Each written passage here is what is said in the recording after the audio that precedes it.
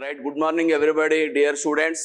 రాబోయేటువంటి తెలంగాణ ఆంధ్రప్రదేశ్ రెండు రాష్ట్రాల విద్యార్థులు కూడా ఎగ్జైట్మెంట్గా ఎదురు చూస్తున్నటువంటి ఏదైతే నోటిఫికేషన్ ఉందో ఈ నోటిఫికేషన్ సంబంధించి మనము చాలా కాన్ఫిడెంట్గా సిస్టమేటిక్గా ప్రిపరేషన్ అనేటువంటిది చేస్తేనే ఇందులో నుంచి మనం సక్సెస్ కాగలుగుతాం. ఎందుకంటే లాస్ట్ టైం ప్రిపేర్ అయ్యి 1-2 మార్కులతో కూడా తమ యొక్క సర్వీసులు పోగొట్టుకునేటువంటి వాళ్ళు కూడా ఉంటారు ఈ పోటీలో.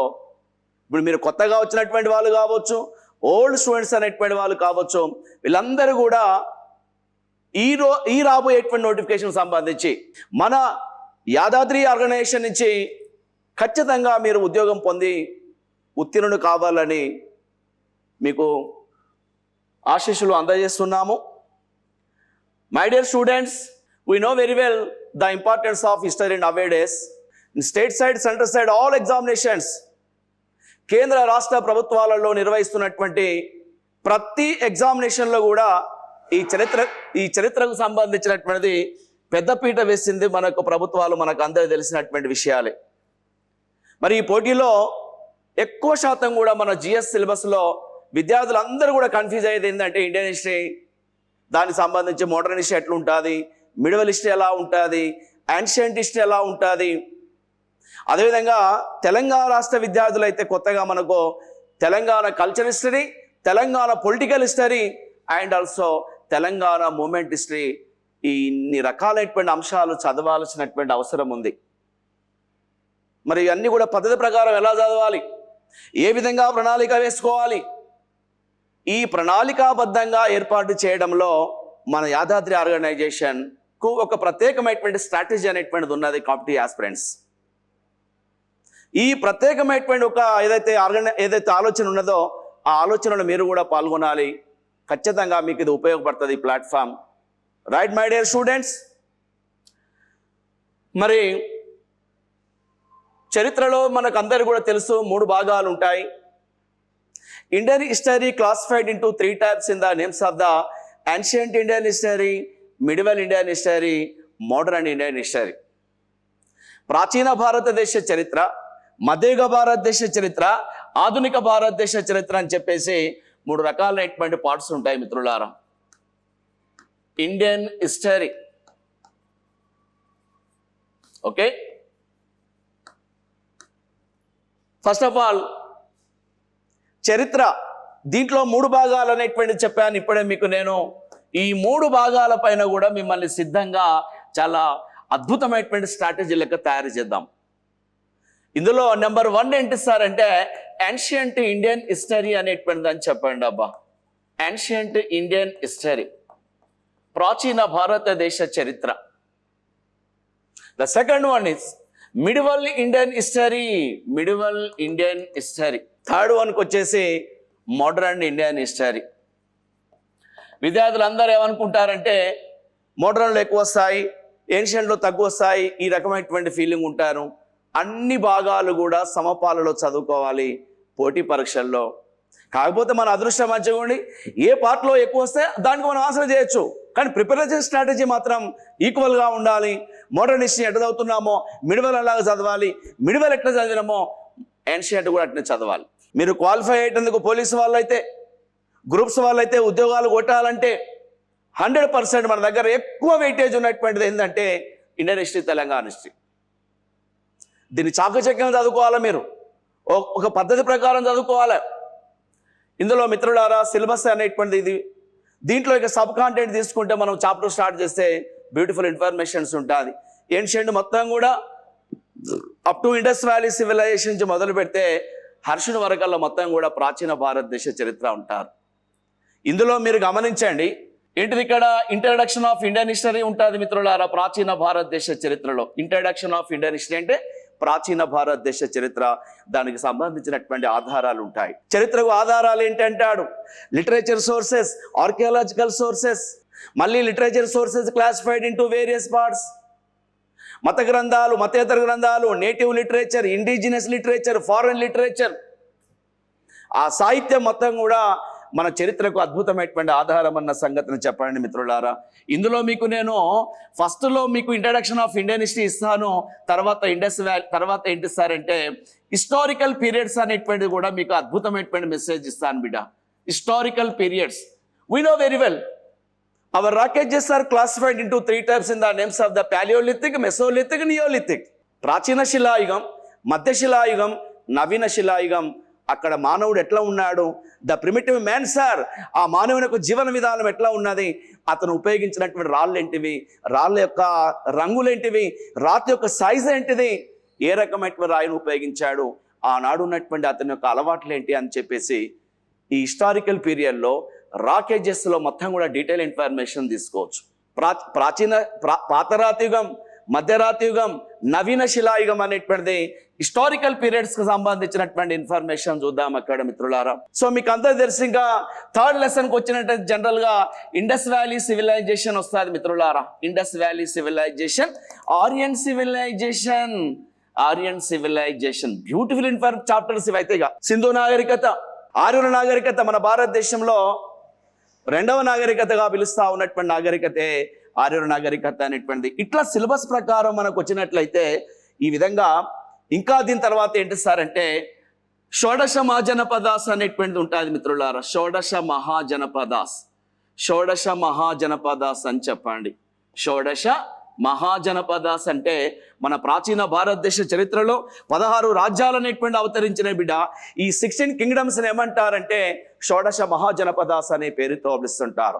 The 16 kingdoms called as the Shodasha Mahajanapadas అనేటువంటిది. ఈ 16 రాజ్యాలలో అత్యంత బలిష్టమైనటువంటి సామ్రాజ్యమే మగధ అనేటువంటిది మిత్రులారా. ఆ మగధ అనేటువంటి దానికి సంబంధించి కూడా మనం అక్కడ చరిత్ర తెలుసుకోవచ్చు. ఇందులో ముఖ్యంగా నాన్న ఇంకా మనకేమొస్తుందంటే రిలీజియస్ మూమెంట్స్ అనేటువంటిది వస్తుంది మిత్రులారా. రిలీజియస్ మూమెంట్స్, రిలీజియస్ అంటే మత ఉద్యమాలకు సంబంధించినటువంటి చదువుకోవాలి. జైనిజం, బుద్ధిజం, అజీవకాస్, వజ్రయానాస్, ఓకే, వీళ్ళందరూ కూడా రిలీజియస్ మూమెంట్స్ అనేటువంటి దాన్ని మనం తీసుకోవచ్చు మిత్రులారా. రిలీజియస్ మూమెంట్స్ అనేటువంటిది ఇందులో మనం ప్రధానంగా జైన బౌద్ధ మతాలు మాత్రం అల్టిమేట్గా మనం తీసుకునే ప్రయత్నం చేద్దాం. Jainism and Buddhism, these are the two religions are impacted on Indian Hindu societies. Various social evils are eradicated 6th century BC. అనేక రకాలైనటువంటి సామాజిక దురాచారాలు అనేటువంటివి ఇక్కడ ఆ యొక్క ఆగిపోయినాయి అన్న సంగతిని చెప్పండి. మన వాళ్ళ పోరాటాల వల్ల అన్న సంగతిని చెప్పండి.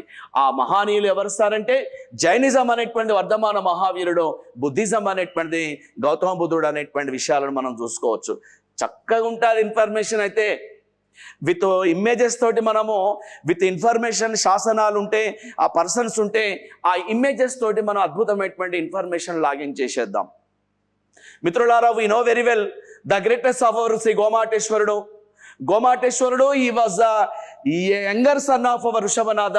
ఈ statue located in the place of the Shravanabelagola, Karnataka state. జైనిజానికి సంబంధించినటువంటి అద్భుతమైన ప్రదేశం మన దగ్గర అది. అదేవిధంగా the rise of Magadha dynasty అనేటువంటిది ఉంటుంది sir. Rise of Magadha dynasty, Magadha సామ్రాజ్యం అనేటువంటి పేరుతో చెప్తుంటారు. సో ఇక్కడ 16 జనపదాలలో అత్యంత బలిష్టమైన సామ్రాజ్యం ఏంటి సార్ అంటే మగధ సామ్రాజ్యం అనేటువంటిది అని చెప్పండి. ఆ మగధకు మొట్టమొదటి రాజధాని ఏంటి సార్ అంటే రాజగృహం అనేటువంటిది అన్న సంగతిని చెప్పండి. ఇప్పటికుంది మగధలో Rajagriham. It's the district head quarter in our Bihar. Rajagriham అనేటువంటిది బీహార్ రాష్ట్రంలోని రాజగృహం అనేటువంటి ఒక అత్యంత అద్భుతమైనటువంటి ప్రదేశము. అది చారిత్రాత్మకమైనటువంటి నగరంగా ఉన్నది. ఆ రాజగృహాన్ని కేంద్రంగా చేసుకొని ఈ యొక్క మగధ రాజులో హర్యంకా డినాస్టీ, శైశునాగా డినాస్టీ, నంద డినాస్టీ, మౌర్య డినాస్టీ, వీళ్ళందరూ కూడా మన మగధను కేంద్రంగా చేసుకొని పరిపాలిస్తారు మిత్రులారా. వీళ్ళకంటే ముందు మన యొక్క బృహద్రథులు అనేటువంటి వాళ్ళు కూడా పరిపాలిస్తారు. ఇప్పుడు నేను చెప్పినటువంటి వీళ్ళందరికంటే పవర్ఫుల్ రాజులు ఎవరు సార్ అంటే మౌర్యాస్. నెక్స్ట్ వచ్చేటువంటి సామ్రాజ్యం మౌర్య సామ్రాజ్యం. ఈ విధంగా ప్రాచీన భారతదేశ చరిత్రను మనం ఇట్లా డీటెయిల్గా ఇక మౌర్యుల తర్వాత స్థానిక రాజ్యాలు, స్థానికేతర రాజ్యాలు, native kingdoms and also foreign kingdoms అని ఉంటుంది. Post Mauryans, my dear students, post Mauryans, native kingdoms, foreign kingdoms అని చెప్తా ఉంటారు. మన భారతదేశంలో మౌర్యుల తర్వాత చాలా మంది వచ్చారు పరిపాలకులు, స్థానికులుగా. వాళ్ళు ఎవరు సార్ అంటే శృంగులు కావచ్చు, కనువులు కావచ్చు, దక్షిణాదిలో చేది వరుస కావచ్చు. మన దగ్గర సంఘం రాజ్యాలు అనేటువంటిది కావచ్చు బిడ, మన దగ్గర ఇంకా అదేవిధంగా శాతవాహన రాజులు అనేటువంటి వాళ్ళు కావచ్చు. ఇదంతా కూడా స్థానిక రాజ్యాలు అనేటువంటి మౌర్యుల తర్వాత సంఘం రాజ్యాలు, ముఖ్యంగా చోళ, చేర, పాండ్య, ఈ డీటెయిల్ ఇన్ఫర్మేషన్ అయితే మీకు నేను ఇచ్చేస్తాను ఇక్కడ. సో విదేశీ రాజ్యాలు ఏంటిది మౌర్యుల తర్వాత అంటే అవి ఏంటివి? అవి మనకు ఉన్నటువంటిది ఇండో గ్రీక్స్ అనేటువంటి వాళ్ళు, పార్థియన్స్ అనేటువంటి వాళ్ళు, షకాస్ అనేటువంటి వాళ్ళు, కుషాన్స్ అనేటువంటి వాళ్ళు. బ్యూటిఫుల్ ఇన్ఫర్మేషన్ ఉంటుంది మిత్రులారా. After decline of the Kushans again our India ruled, our India unified under the control of the Gupta dynasty. The greatness goes to Samudragupta, the greatness goes to second Chandragupta విక్రమాదిత్యుడు. మరి మళ్ళీ మన భారతదేశాన్ని ఏకం చేసి పరిపాలించినటువంటి మౌర్యుల తర్వాత ఎవరు సార్ అంటే గుప్తాస్ అనేటువంటి వాళ్ళు. Beautiful information. అది ఎస్ఐ సిలబస్లో అండ్ ఆల్సో గ్రూప్ 1 సిలబస్లో అడుగుతున్నటువంటి క్వశ్చన్స్ ఉంటాయి ఇక్కడ మనకు. గుప్తాస్ అనేటువంటిది beautiful inscriptions, beautiful monuments, beautiful literature, various అద్భుతమైనటువంటి సబ్జెక్టును మనం ఇక్కడ ఈ యొక్క గుప్తుల దాంట్లో నేర్చుకోవచ్చు. లాట్ ఆఫ్ ఇన్ఫర్మేషన్ ఉంటుంది. We know very well the great dramatist in our India. His character compared with Shakespeare. He was the laureate poet of the Elizabeth I England poet. ఆ షేక్స్పియర్ తోటి కంపేర్ చేసిన మన కాళిదాసును. Kalidasa lived in the court of the Gupta dynasty, my dear students, in 9 gems. నవరత్నాలలో 9 మంది కవులలో అగ్రగణ్యుడు అనేటువంటి మన కాళిదాసును పోషించినటువంటి రాజే రెండవ Chandragupta విక్రమాదిత్యుడు. He was expanded his kingdom. His father also expanded his kingdoms, my dear students. మన రాజ్యాలను ఆ విధంగా అంచెలంచెలుగా మన గుప్త సామ్రాజ్యాన్ని విస్తరించిన బిడ్డ. ఆయన శ్రీగుప్తుడు కావచ్చు, మొదటి చంద్రగుప్తుడు కావచ్చు, సముద్రగుప్తుడు కావచ్చు, రెండవ చంద్రగుప్త విక్రమాదిత్యుడు కావచ్చు, ఆయన కుమారగుప్తుడు, అండ్ ఆల్సో స్కందగుప్తుడు, అండ్ భానుగుప్తుడు, విష్ణుగుప్తుడు. చాలా మంది రాజుల గురించి మీకు పరిచయం చేస్తాను అక్కడ. ఇబ్బంది ఏం లేదు. హ్యాపీగా ప్రిపరేషన్ స్ట్రాటజీని వేగవంతం చేసుకోండి. ప్రాక్టీస్ చేస్తూ ఉంటే మనలో కొత్త కొత్త ఆలోచనలు వస్తూ ఉంటుంది. ఆ యొక్క సీనియర్ ఫ్యాకల్టీ ఆర్గనైజేషన్ కాబట్టి ఇది మీకు చాలా ఉపయోగపడుతుంది. ఈ ఆర్గనైజేషన్ మీరు ఉపయోగించుకోండి, ఎంతో మేలుగా ఉంటుంది. ఎక్స్పర్ట్స్ తోటి కూడా మీ యొక్క క్లాసెస్ అనేటువంటిది మీకు ఉంటాయి కాబట్టి 100% మీరు ఈ క్లాసెస్ వినాల్సిందే మిత్రులారా. సో ఇంకా ఈ గుప్తుల తర్వాత మళ్ళీ our India declined, our India divide into small kingdoms as a independent kingdoms in the names of the Deccan kingdoms, North India. భారతదేశం గుప్తుల తర్వాత మళ్ళా చీలికలైపోయింది ఇక్కడ దక్కన్ రాజ్యాలు. ఎవరు? బాదామి చాళుక్యులు, పల్లవులు, చోళులు, రాష్ట్రకూటులు అని చెప్పేసి చిన్న చిన్న రాజ్యాలుగా దక్షిణాదిలో విడిపోతారు. మరి ఉత్తరాదిలో ఎవరు సార్ అంటే పుష్యమిత్ర శృంగుడు అనేటువంటి మన యొక్క ఎవరైనా ఒక పుష్యపుత్తి వంశం అనేటువంటి మిత్రులారా, స్థానేశ్వర్, అదేవిధంగా మాల్వా, అదేవిధంగా గుజరాత్ వల్లభి, అదేవిధంగా కానోజ్, అదేవిధంగా కామరూప, అదేవిధంగా Bengal Gaudas. These are the kings are ruled from various small kingdoms from north India. So మిత్రులారా, ఇదంతా కూడా మనము ఏన్షియంట్ హిస్టరీకి సంబంధించినటువంటి చరిత్రను మనం తీసుకుంటున్నాం మిత్రులారా. ఇంకా అదేవిధంగా మిడివల్కు సంబంధించినటువంటి చరిత్రలు ఒక్కసారి చూస్తే మిత్రులారా, మిడివల్ ఇండియన్ హిస్టరీ. ఆ మిడివల్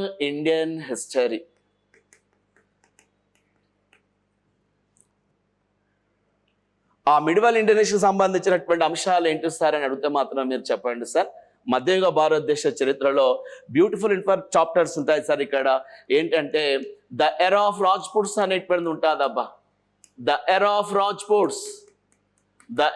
రాజ్పుట్స్, రాజపుత్ర యుగం. After death of Harsha, India rule under the control of the రాజపుత్రులో ఫ్రమ్ 606 to 647 dear students. ఓకేనా?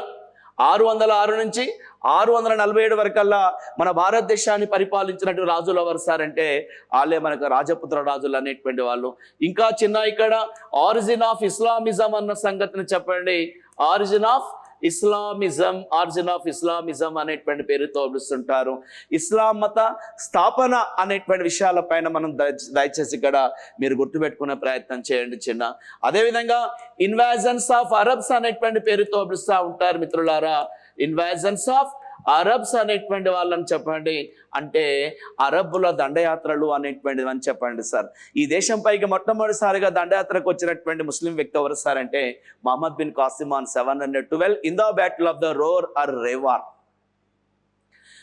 ఈ దేశంపైకి మొట్టమొదటిసారిగా దండయాత్రకు వచ్చినటువంటి వాళ్ళు ఎవరు సార్ అంటే అరబ్స్ అనేటువంటి వాళ్ళు. ఆ అరబులలో ఎవరు సార్ అంటే మహమ్మద్ బిన్ కాసిమ్ అనేటువంటి వాడు అన్న సంగతిని చెప్పండి. ఆ Qasim attack on Sindhu region. The ruler of the Sindhu name goes to mister Dahir. He belongs to the Brahman Church clan. He defeated by Muhammad bin Qasim. Then Qasim collected the jizya from Hindu peoples. He was the first Muslim ruler. He was the first Muslim was collected the jizya on Hindu peoples, and it was abolished by the Jainul Abdin, Kashmiri king Jainul Abdin, and jizya collected from Brahmins also by Firoz Shah Tughlaq. Now my dear students, jizya abolished by Akbar Chakravarti, then jizya recollected by Aurangzeb. My dear students, finally జిజియాను abolish చేసినటువంటి వాడు ఆ Bahadur Shah one was son of Aurangzeb. Medieval Indian history చాలా డెప్త్గా ఉంటుంది మిత్రులారా.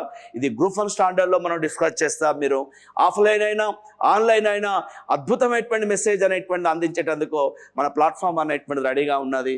మీరు దీన్ని రిసీవ్ చేసుకునే ప్రయత్నం చేయండి మిత్రులారా. సో జిజియా మీద ఎంత ఇన్ఫర్మేషన్ ఇచ్చినా చూసిర్రా.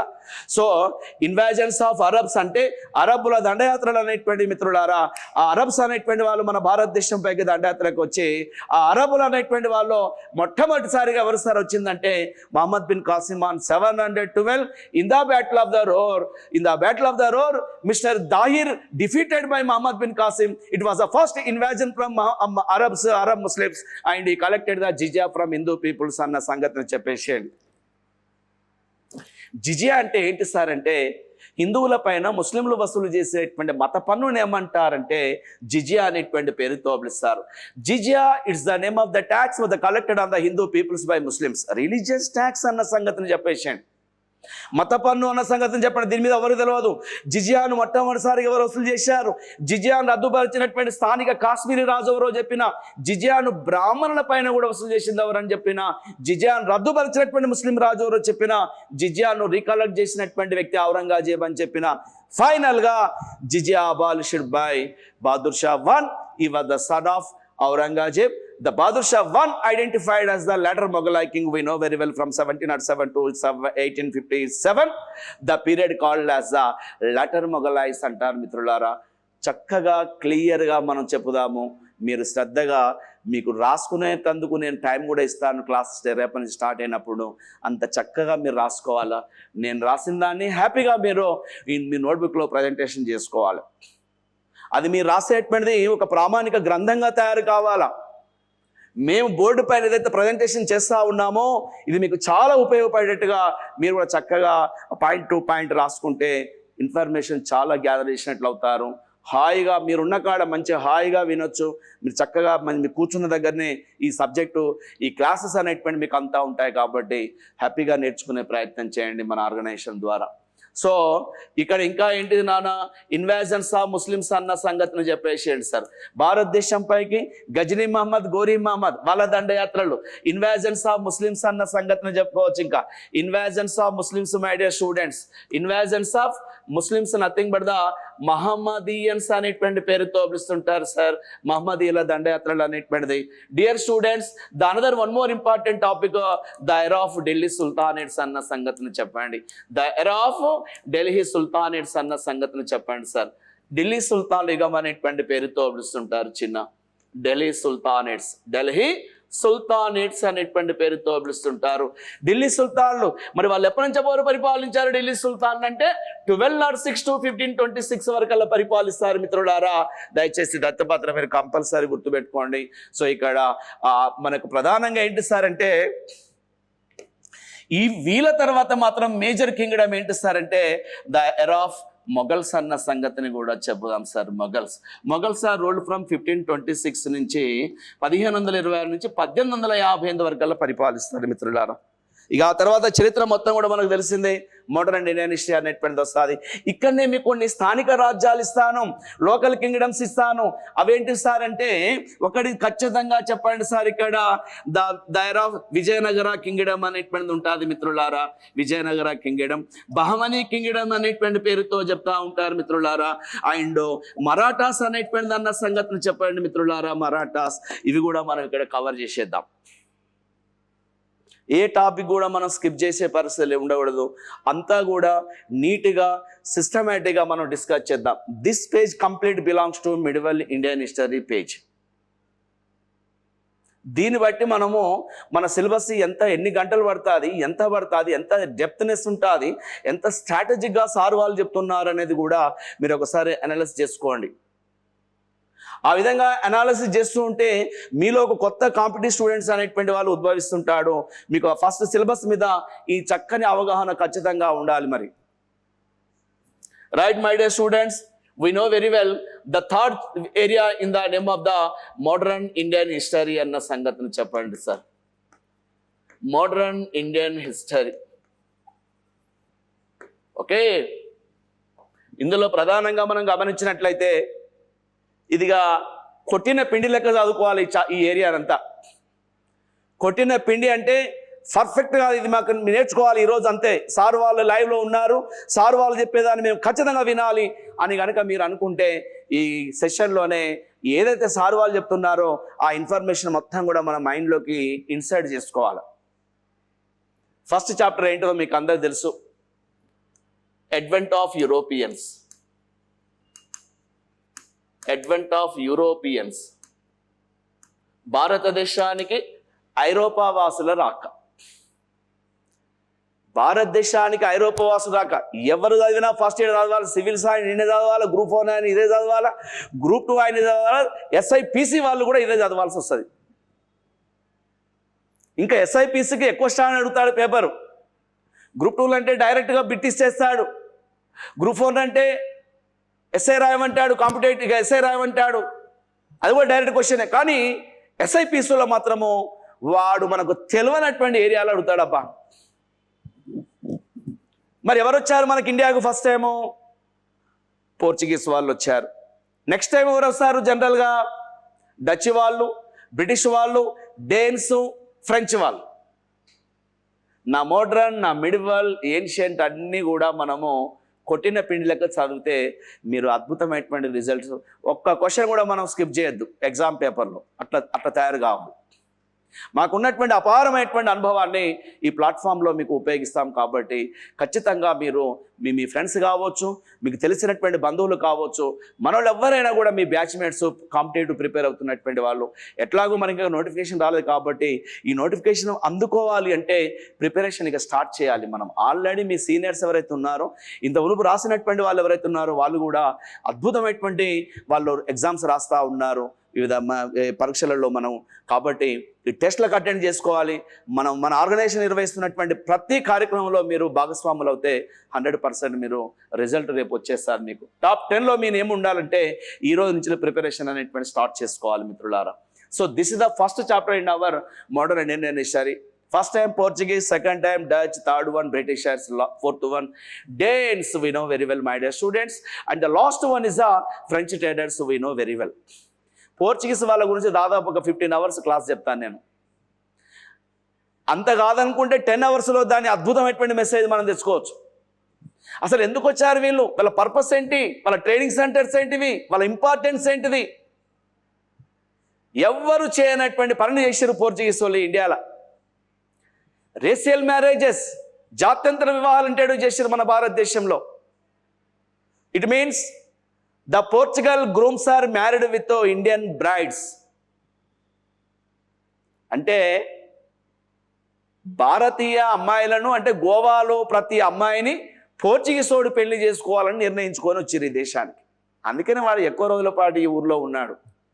అందుకనే ఎక్కువ రోజుల పాటు మన భారతదేశాన్ని ఉన్నారు ఇక్కడ గోవాలో, Diu డామన్లో. The another one more important of the Portuguese, they encouraged the maritime trading activities. It means సముద్ర వ్యాపారాన్ని వాళ్ళు ప్రోత్సహించారు మిత్రులారా. ఆ సముద్ర వ్యాపారంలో వాళ్ళు ఎట్లా అంటే లైసెన్సింగ్ సిస్టమ్ అనేటువంటి దాన్ని ఇంట్రడ్యూస్ చేశారు మొట్టమొదటిసారిగా. భారతదేశంలో మొట్టమొదటిసారిగా లైసెన్సింగ్ పద్ధతిని ఇంట్రడ్యూస్ చేసినటువంటి వ్యక్తులు ఎవరు సార్ అంటే పోర్చుగీస్ వాళ్ళు. The licensing system called as the cartaz policy, my dear students. It was introduced by D. Almeida, was the first Portuguese governor in our India. భారతదేశంలో మొట్టమొదటిసారిగా ఆ డి ఆల్మెడా అనేటువంటి వాడు ఏం చేసిండు సార్ అంటే ఈ యొక్క నీటి విధానాన్ని అనుసరించండి మిత్రులారా. ఆ నీటి విధానంనే ఇంగ్లీష్లో బ్లూ వాటర్ పాలసీ అంటారు. Mister de Almeida being as a first Portuguese governor, he was imposed the policy of blue water system. మంచి ఇన్ఫర్మేషన్ ఇచ్చేద్దాం. Okay, right my dear students. Second one chapter name goes to battles of Carnatic. Battles of Carnatic అనేటువంటి పేరుతో పిలుస్తుంటారు sir. The place Carnatic, it's located the south Tamil Nadu region, one of the fertile land. ఆ తమిళనాడులోని అత్యంత సారవంతమైనటువంటి భూభాగమైనటువంటి దక్షిణ తమిళనాడు ప్రాంతంలోని అత్యంత సారవంతమైనటువంటి భూభాగమైనటువంటి ఏదైతే ఉన్నదో మిత్రులారా, ఆ అత్యంత సారవంతమైనటువంటి భూభాగమైనటువంటి ఈ యొక్క ఆర్కాటు అనేటువంటి భూభాగాన్ని పొందేటందుకోసమై, ఆర్కాటు అనేటువంటి ప్రాంతాన్ని పొందేటందుకోసమై యుద్ధాలు అనేటువంటి జరిగిన బిడ్డ. ఆ యుద్ధాలనే చరిత్రలో ఏమంటారంటే బ్యాటిల్స్ ఆఫ్ కర్ణాటిక్ అంటారు. It was held nearly 3 times అన్న సంగతిని చెప్పండి. అత్యంత సారవంతమైన భూభాగమైనటువంటి ఆర్కాటు అనేటువంటి సుందర భూభాగాన్ని పొందేటందుకోసమై, ఆర్కాటు అనే ప్రాంతాన్ని పొందేటందుకోసమై వలసవాదులైనటువంటి బ్రిటిష్ వాళ్ళు, వలసవాదులైనటువంటి ఫ్రెంచ్ వాళ్ళు చేసుకున్నటువంటి యుద్ధాలనే చరిత్రలో బ్యాటిల్స్ ఆఫ్ కర్ణాటిక్ అంటారు. Carnatic it's the name of the place, it's located the south Tamil Nadu ప్రాంతాలు. కర్ణాటక ఇస్ నాట్ కర్ణాటక బిడ్డ, it's the south Tamil Nadu place. దానికి అత్యంత అద్భుతమైనటువంటి సారవంతమైనటువంటి రాజధాని ఏంటి సార్ అంటే ఆర్కాటు అనేటువంటిది అన్న సంగతిని చెప్పండి సార్. ఆర్కాటు, ARCH అన్న సంగతిని చెప్పండి సార్. ఆర్కాటు అనేటువంటి పేరుతో పిలుస్తుంటారు. ఆ ఆర్కాటు కోసమై బ్రిటిష్ వాళ్లకు, ఫ్రెంచ్ వాళ్లకు మధ్యలో జరిగినాయి ఆ యుద్ధాలనే చరిత్రలో కర్ణాటక యుద్ధాలు అనే పేరుతో పిలుస్తుంటారు మిత్రులారా. ఇక అత్యంత అద్భుతమైనటువంటి తెలుసా ఇదైతే నేను రాసేది బ్యాటిల్స్ ఆఫ్ బెంగాల్ అనేటువంటి పేరుతో పిలుస్తుంటారు. చిన్న భారతదేశంలో మొట్టమొదటిసారిగా ఏ రాష్ట్రంలో బ్రిటిష్ వాళ్ళు అధికార స్థాపన చేశారు సార్ అంటే బెంగాల్ అన్న సంగతిని చెప్పండి మిత్రులారా.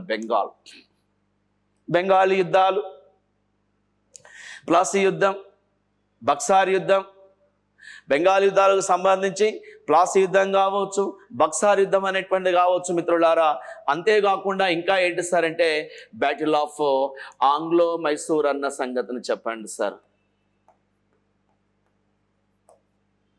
బ్యాటిల్ ఆఫ్ ఆంగ్లో మైసూర్ అన్న సంగతిని చెప్పండి మిత్రులారా. అదేవిధంగా బ్యాటిల్ ఆఫ్ ఏంటి సార్ అంటే పంజాబ్ అనేటువంటి పేరుతో పిలుస్తారన్న సంగతిని చెప్పండి. ఆంగ్లో పంజాబ్ బ్యాటిల్స్ అన్న సంగతిని చెప్పండి సార్. ఆంగ్లో పంజాబ్ అనేటువంటిది అన్న సంగతిని చెప్పండి సార్. ఇక దీంట్లో అద్భుతమైనటువంటి మెసేజ్ మనం చూసుకోవచ్చు. కర్ణాటక యుద్ధాలు, బెంగాల్ యుద్ధాలు, ఆంగ్లో మైసూర్ యుద్ధాలు, పంజాబ్ యుద్ధాలు అనేటువంటిది మళ్ళీ మనం చూసినట్లయితే ఆంగ్లో మరాఠా బ్యాటిల్స్ అన్న సంగతిని కూడా మనం చెప్పుకోవచ్చు సార్. ఆంగ్లో మరాఠా బ్యాటిల్ 1802లో బసెంట్ సంధి ద్వారా our Maratha Peshwas sir signed on subsidiary alliance policy అన్న సంగతిని చెప్పండి చిన్న మిత్రులారా. అదే అత్యంత అద్భుతమైనటువంటి మరొకటి ఏంటి తెలుసా సార్, వ్యాపారానికి వచ్చినటువంటి బ్రిటిష్ వాళ్ళు చూడండి ఇక్కడ గమ్మత్ ఎట్లా ఉండదో. వ్యాపారానికై వచ్చినటువంటి బ్రిటిష్ వాళ్ళు చివరికి వాళ్ళు ఏం చేశారు సార్ అంటే యుద్ధాల ద్వారా మన భూభాగాలను ఆక్రమించుకోవడం మొదలుపెట్టారు మిత్రులారా.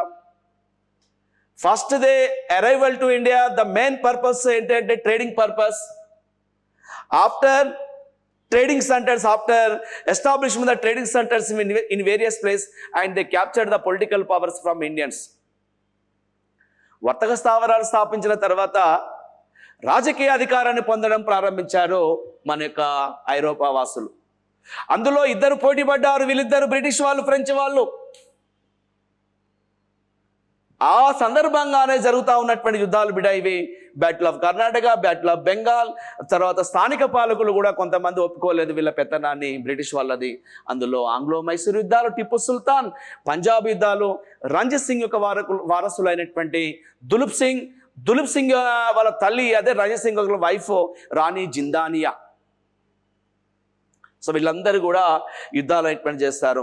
మరాఠాస్ కూడా వాళ్ళ డామినేషన్ ఒప్పుకోలేదు కొంతమంది, అందువలన యుద్ధాలు అనేటువంటి జరుగుతూ ఉన్నాయి మిత్రులారా. ఇంతవరకు మాత్రం బ్యాటిల్స్ ఇన్ఫర్మేషన్ బ్యూటిఫుల్గా మీకు ఇయర్స్ కావచ్చు, ట్రీటీస్ అనేటువంటిది కావచ్చు, అందులో ఇన్వాల్వ్మెంట్ అనేటువంటి వాళ్ళు కావచ్చు, వీళ్ళందరూ కూడా మీకు బ్యూటిఫుల్ ఇన్ఫర్మేషన్ షేర్ చేస్తారు మిత్రులారా. ఇంకా 7th చాప్టర్ వచ్చినట్లయితే మనం తీసుకునేటువంటిది ఏంటి సార్ అంటే the administrative reforms of Britishers in India. Administrative reforms అనేటువంటివి చూడండి సార్. ఇక్కడ చూస్తే అంటే బ్రిటిష్ వాళ్ళ యొక్క పరిపాలన సంస్కరణ ఏంటి అని అడుగుతా ఉన్నాడు ఆయన. పరిపాలన సంస్కరణ అంటే మీకు తెలవంది కాదు. When Britishers are arrival to India and for law and order they introduced impose the different types of the administrative reforms in the names of. ఈ అడ్మినిస్ట్రేటివ్ రిఫార్మ్స్ లో చూసినట్లయితే మిత్రులారా జ్యుడిషియరీ రిఫార్మ్స్ అనేటువంటి చూస్తారు. జ్యుడిషియరీ రిఫార్మ్స్, హైకోర్టు చట్టం ఎప్పుడు వచ్చింది 1861లో, ఆ చట్టం ద్వారా ఎన్ని హైకోర్టులు వచ్చినాయి. అదేవిధంగా ఇల్బర్ట్ బిల్ ఏంటిది, అసలు ఈ దేశంలో మొట్టమొదటిసారిగా న్యాయ వ్యవస్థ పైన దృష్టి పెట్టినటువంటి మొట్టమొదటి బెంగాల్ గవర్నర్ జనరల్ ఎవరు, ఇది ఇత్యాది విషయాలు పూర్తిగా మనం ఈ చాప్టర్లో మాట్లాడుకుందాం. ఏం డౌట్ లేదు, ఎక్కడ తీసుకున్నా కూడా, ఏ చాప్టర్లో తీసుకున్నా కూడా, ఎక్కడైనా కూడా మనం అక్కడ చెప్పేటట్టుగా రెడీగా ఉండాలి. అట్లా రెడీగా చేసేటువంటి బాధ్యత మాది. మరి మీరు సిద్ధమా? మీరు రెడీ కావాలా? మీరు వినడమే కాదు, మీ ఫ్రెండ్స్ని కూడా కొంచెం ఎంకరేజ్ చేసి ఆర్గనైజేషన్కి సపోర్ట్ చేయండి మిత్రులారా. 100% మనం రిజల్ట్ తీసుకొచ్చుకుందాం మిత్రులారా. న్యాయ సంస్కరణలో జ్యుడిషియల్ రిఫార్మ్స్ అనేటువంటిది ఉన్నది మిత్రులారా. సివిల్ సర్వీసెస్ రిఫార్మ్స్ అనేటువంటిది ఉన్నది మిత్రులారా. Civil services reforms, educational reforms అనేటువంటివి కూడా బ్యూటిఫుల్ ఇన్ఫర్మేషన్ ఇస్తాను సార్ మీకు నేను. ఎడ్యుకేషనల్ రిఫార్మ్స్ అనేటువంటిది, అదేవిధంగా సోషల్ రిఫార్మ్స్ అనేటువంటివి కూడా మనం ఇక్కడ తీసుకోవాల్సి వస్తుంది. సోషల్ రిఫార్మ్స్, ఇంకా నానా రెవెన్యూ రిఫార్మ్స్ అనేటువంటిది ఉన్నది. మన దేశంలో బ్రిటిష్ వాళ్ళు రైతువారీ సిస్టమ్, జమీందారీ సిస్టమ్, మహల్వారీ సిస్టమ్, అందులో లక్షణాలు ఏంటివి, వాటిని ప్రవేశపెట్టింది ఎవరు, ఏ సంవత్సరంలో ప్రవేశపెట్టారు, ఎక్కడెక్కడ ప్రవేశపెట్టారు, ఈ రెవెన్యూ సంస్కరణలు కూడా బ్యూటిఫుల్ ఇన్ఫర్మేషన్ చెప్పేస్తాను మీకు నేను. పర్మనెంట్ సెటిల్మెంట్ ట్యాక్స్ అంటారు దాన్నే, శాశ్వత భూమిశిస్త పద్ధతి అనేటువంటిది. రెవెన్యూ రిఫార్మ్స్ అనేటువంటివి చూడండి సార్. రెవెన్యూ రిఫార్మ్స్ అనేటువంటిది, judiciary reforms, civil services reforms, education reforms, social reforms, revenue reforms, other reforms అన్న సంగతిని చెప్పండి సార్. అదర్ రిఫార్మ్స్ అనేటువంటివి, అదర్ రిఫార్మ్స్ అనేటువంటి పేరుతో పిలుస్తుంటారు బిడ్డ. ఈ చాప్టర్లో మనము ఇదంతా కూడా చూసేద్దాం. బ్రిటిష్ వాళ్ళు భారతదేశానికి వచ్చిన తర్వాత భారతదేశంలో బ్రిటిష్ వాళ్ళు ప్రవేశపెట్టినటువంటి పరిపాలన సంస్కరణ ఏంటివని అడుగుతా ఉన్నాడు. కాబట్టి న్యాయ సంస్కరణలు, సివిల్ సర్వీస్ సంస్కరణలు, పరిపాలన పరమైనటువంటిది, విద్యా సంస్కరణలు, సామాజిక సంస్కరణలు, ఆర్థిక సంస్కరణలు, ఇతర సంస్కరణలు అన్న సంగతిని చెప్పండి సార్. సో మిత్రులారా, ఇంకా ప్రధానంగా మనం గమనించినట్లయితే, వీటి తర్వాత చూసినట్లయితే అన్నిటికంటే ముఖ్యంగా ఏంటి సార్ అంటే peasants revolts in 19th century sir. Peasants revolts అన్న సంగతిని చెప్పండి. రివోల్ట్స్ ఇన్ 19th century అన్న సంగతిని చెప్పండి. 19th century 19వ శతాబ్దంలో రైతు ఉద్యమాలు అనేటువంటి పేరుతో పిలుస్తుంటారు సార్. రైతు ఉద్యమాలు 19వ శతాబ్దంలో మన భారతదేశంలో రైతు ఉద్యమాలు అనేటువంటి పేరుతో చూద్దాం సార్. అదేవిధంగా ట్రైబల్స్ మూమెంట్స్ కూడా మనం తీసుకుందాం మిత్రులారా. ట్రైబల్స్ మూమెంట్స్, బిర్సా ముండా అనేటువంటిది, సంతాలు అనేటువంటి వాళ్ళు, చౌర అనేటువంటిది, ఇట్లా మనము గిరిజన ఉద్యమాలను కూడా మనం తీసుకునేటువంటి ప్రయత్నం చేద్దాం. ఇక్కడ గిరిజన ఉద్యమాలు అనేటువంటివి మన భారతదేశంలో ఎట్లా జరిగినాయి అనేటువంటి దాంతో గిరిజన ఉద్యమాలు అనేటువంటి చాప్టర్లో మనం బ్యూటిఫుల్ ఇన్ఫర్మేషన్ తీసుకుందాం. ఇంకా నానా అత్యంత అద్భుతమైనటువంటిది ఏంటి సార్ అంటే 1857 సిపాయిస్ రివోల్ట్ అన్న సంగతిని చెప్పండి సార్. 1857 సిపాయిల తిరుగుబాటుకు సంబంధించినటువంటి ఈ అంశాన్ని చాప్టర్లో మనం డీటెయిల్గా మాట్లాడదాం. అంటే ఇప్పుడు సిలబస్ మీద మనం అనాలిసిస్ చేస్తూ ఉన్నాం కాబట్టి ఇది ఇట్లా ఉంటుంది. ఏన్షియంట్లో ఆ చాప్టర్లు ఉన్నాయి, మిడివల్లో ఇది ఉన్నది, మోడర్న్లో ఇది ఉన్నది. వీటి మీద మనము జాగ్రత్తగా తెలుసుకునేటువంటి ప్రయత్నం చేద్దాం మిత్రులారా. సో రైతు ఉద్యమాలు ఒకసారి మీతో నేను షేర్ చేస్తే ఇందులో ప్రధానంగా చౌరు ఉద్యమం అనేటువంటి జరిగింది చిన్న, నీలిమందు ఉద్యమం అనేటువంటి జరిగింది అన్న సంగతిని చెప్పండి, నీలిమందు ఉద్యమం. పాబ్నా ఉద్యమం అన్న సంగతిని చెప్పండి సార్, పాబ్నా ఉద్యమం అనేటువంటి పేరుతో పిలుస్తుంటారు, పాబ్నా మూమెంట్ అనేటువంటి పేరుతో పిలుస్తుంటారు. దక్కన్ తిరుగుబాట్లు అనేటువంటి పేరుతో పిలుస్తూ ఉంటారు చిన్న, దక్కన్ రైతుల తిరుగుబాట్లు అనేటువంటి అన్న సంగతిని చెప్పండి. దక్కన్ తిరుగుబాటు అనేటువంటి దక్కన్ తిరుగుబాట్లు షోలాపూర్, మహారాష్ట్ర, అహ్మద్ నగర్ ఆ ప్రాంతాల్లో జరుగుతున్నటువంటి దక్కన్ రివోల్ట్స్ కావచ్చు, చౌరు రివోల్ట్ అనేటువంటి the peasants. We know very well my dear students, in 19th century not only the Indian kings, so even the peasants, nothing but the farmers revolt against the Britishers policies. in the name of the chapter మనం ఏం చదువుదామంటే రైతు ఉద్యమాలు అనేటువంటి చదువుదాం మిత్రులారా. అందులో చౌరు ఉద్యమం, indigo revolt, we know very well indigo revolt, indigo revolution, indigo revolt. నీలిమందు తిరుగుబాటు బెంగాల్ రాష్ట్రంలోని మిడ్నాపూర్ జిల్లాలోని బాకూరా అనేటువంటి గ్రామంలో, అండ్ ఆల్సో సౌత్ బెంగాల్లో పెద్ద ఎత్తున జరిగింది బిడ్డ. ఆ ఉద్యమం పేరే నీలిమందు పోరాటం. ఆ నీలిమందు ఉద్యమాన్ని చేసినటువంటి వ్యక్తి ఎవరంటే దిగంబర Biswas, Vishnu Charan Biswas. The unnecessary crops, against the unnecessary crops, the Bengalis revolt against the Britishers in the name of the indigo. అయ్యా, మాకు అవసరం లేని పంటలు మీరు మాతోటి పండింపజేస్తూ ఉన్నారు. నీలిమందు ఫర్ టై అండ్ డై, రంగుల అద్దకానికి ఉపయోగించేటువంటి ప్లాంటర్స్ ఎవరైతే ఉన్నారో ఆ నీలిమందు పంటలు పండించేటువంటి ఇండిగో ప్లాంటర్స్ ఎవరైతే ఉన్నారో వాళ్ళు ఈ పంటలు పండిస్తూ ఉంటే మాకు ఈ పంటలు వద్దు, మాకు వాటికి సంబంధించినటువంటి మందుకు సంబంధించినటువంటి ఉత్పత్తులు వద్దని చెప్పేసి పెద్ద ఎత్తున చేస్తారు సార్. దిగంబర బిశ్వాస్, విష్ణుచరణ్ బిశ్వాస్ అనేటువంటి వాళ్ళన్న సంగతిని చెప్పండి. ఆ సక్సెస్ స్టోరీని వాళ్ళ సక్సెస్ అయిన బ్రిటిష్ వాళ్ళ పైన ఆ సక్సెస్ స్టోరీని రాసినటువంటి బెంగాలీ రైటర్ ఎవరు సార్ అంటే దీనబంధు మిత్ర అనేటువంటి వాడన్న సంగతిని చెప్పండి సార్. దీనబంధు మిత్ర, ఆ దీనబంధు మిత్ర రాసినటువంటి అత్యంత అద్భుతమైనటువంటిది ఏంటంటే నీల్ దర్పణ్ అనేటువంటి పేరుతో పిలుస్తారన్న సంగతిని చెప్పండి. నీల్ దర్పణ్ అనేటువంటి పేరుతో పిలుస్తుంటారు. నీల్ దర్పణ్ అనేటువంటిది, ఆ నీల్ దర్పణ్ అనేటువంటి డ్రామాను రాసింది ఎవరు సార్ అంటే దీనబంధు మిత్ర అనేటువంటి వాడన్న సంగతిని చెప్పండి మిత్రులారా. 100% అడుగుతా ఉంటాడు.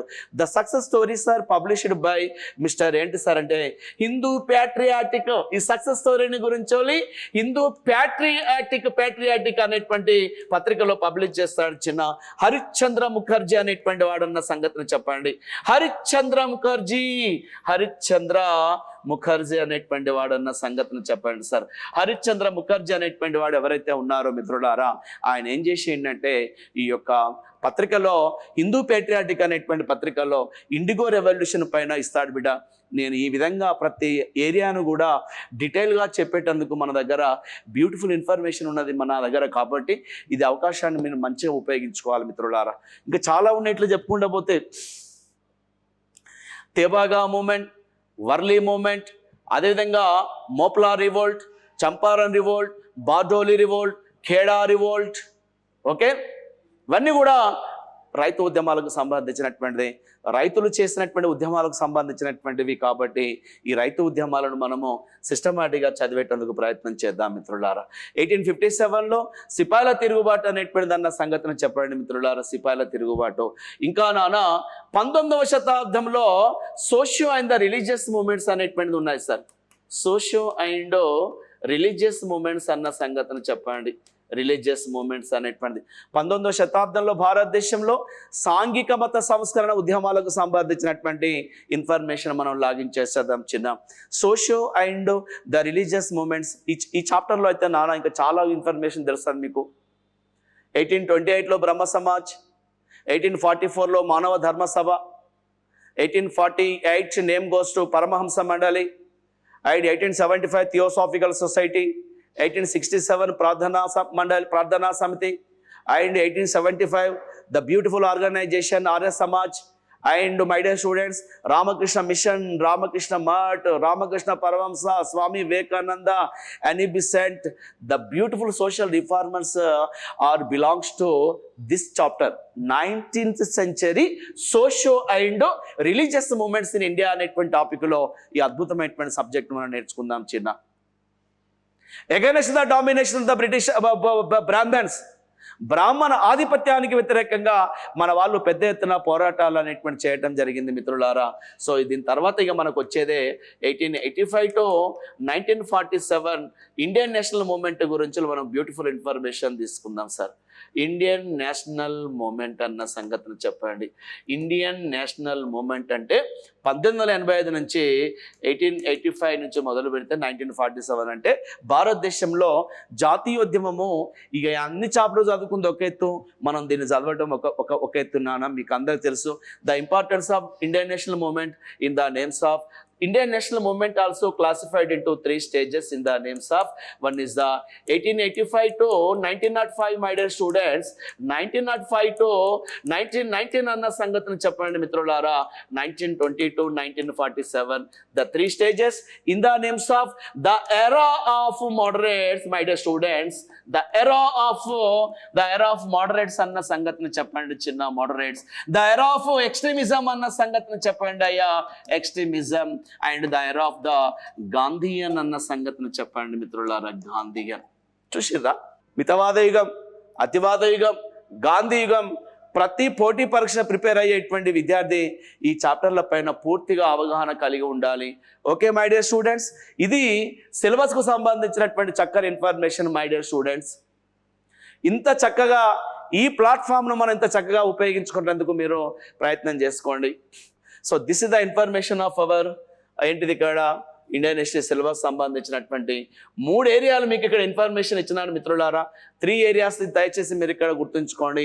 నాకు ఉన్నటువంటి అపారమైనటువంటి అనుభవం ఏదైతే ఉన్నదో, చాలా విస్తృతమైనటువంటి అనుభవాన్ని మీకు ఇచ్చేటందుకు ప్రయత్నం చేస్తాను నేను. I'm the product of the Osmania university my dear students. So నేను ఉస్మానియా విశ్వవిద్యాలయంలో నా డిపార్ట్మెంటే హిస్టరీ కాబట్టి, మై పేరెంట్ మదర్ సబ్జెక్టే మనది చరిత్ర కాబట్టి, ఇందులో మీకు కావలసినటువంటి లోతుపాతులు మొత్తం కూడా వివరించే 100% వరకు మనం కృషి చేద్దాము. మీరు కూడా అదే పద్ధతిలో ప్రిపరేషన్ స్టార్ట్ చేసుకోండి. వచ్చేటువంటి నోటిఫికేషన్లో, రాబోయేటువంటి నోటిఫికేషన్లో మీ ప్రిపరేషన్ అనేటువంటిది చాలా అద్భుతంగా ఉండాలి. కాబట్టి మీరు ఈ ప్లాట్ఫామ్ను ఉపయోగించుకొని మీ యొక్క విజయ కేతనాలు ఎగరవేసేటువంటి ప్రయత్నం చేయండి. మనకున్నటువంటి బానిస సంఖ్యలు ఏవైతే ఉన్నాయో, మనకున్నటువంటి పేదరికం ఏదైతే ఉన్నదో, మనకున్నటువంటి సామాజిక ఇబ్బందులు ఏవైతే ఉన్నాయో, అవి మొత్తం కూడా పటాపంచలు కావాలంటే కేవలం ఫినాన్షియల్గా ఆర్థిక స్వావలంబన మనిషి కావాలి. కాబట్టి ఈ ఉద్యోగాన్ని మనం సాధించడం చాలా అవసరం మిత్రులారా. Okay, once again all the best.